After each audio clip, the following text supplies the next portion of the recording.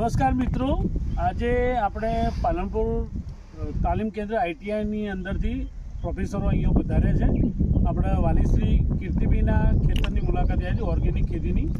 તો એ શું છે ઓર્ગેનિક વસ્તુ, કઈ રીતે બનાવે છે, કેવું પ્લાનિંગ છે એમનું, અને એ તમામ માહિતી લેવા માટે સાહેબશ્રીઓ પધાર્યા છે. તો એમને માહિતી આપણે વાલીશ્રી કીર્તિબેન સાહેબ આપશે.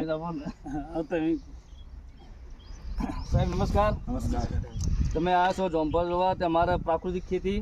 આ જોમફળ અમારે લગભગ જેમ કટિંગ કરો એમ નવી નવી બ્રાન્ચો ફૂટી, એમાં નવા નવા જોમફળ આવી છે. બરાબર. આ અમે જીવામૃતથી બનાવીએ. એમાં દેશી ગોળ કિલો, પછી કિલો 10 કિલો ગાયોનું જળ, પછી 200 લીટર પાણી, 1 કિલો ચણાનો લોટ, આ બધું મિક્સ કરી 15 દિવસ પીપળામાં રાખી અને અમે એને સ્પ્રે કરીએ કે ટૂવા આપીએ, જેથી કરીને એની જમીન પોચી રહે અને એના જમીનના મૂળ બી આપણા જામફળના મૂળ બી તંદુરસ્ત રહી અને ફળ બી સારા આવે એમ. આના ફળ લગભગ 900 ગ્રામની આસપાસ હોય. આ જામફળની જાત છે તાઇવાન પિંક. અંદરથી ગુલાબી કલરનું નીકળે. કટિંગ કરો ને તોય થોડું કાચું હોય તો પણ. એના સિવાય પપૈયા ઓર્ગેનિક છે, તે તમે સામે જોઈ શકો છો. પછી ઓબાની અમુક માની પછી વિદેશી જાત એમને પેલી મિયાઝાકી છે ને, એ વેરાયટી એમના ત્યાં છે હમણાં.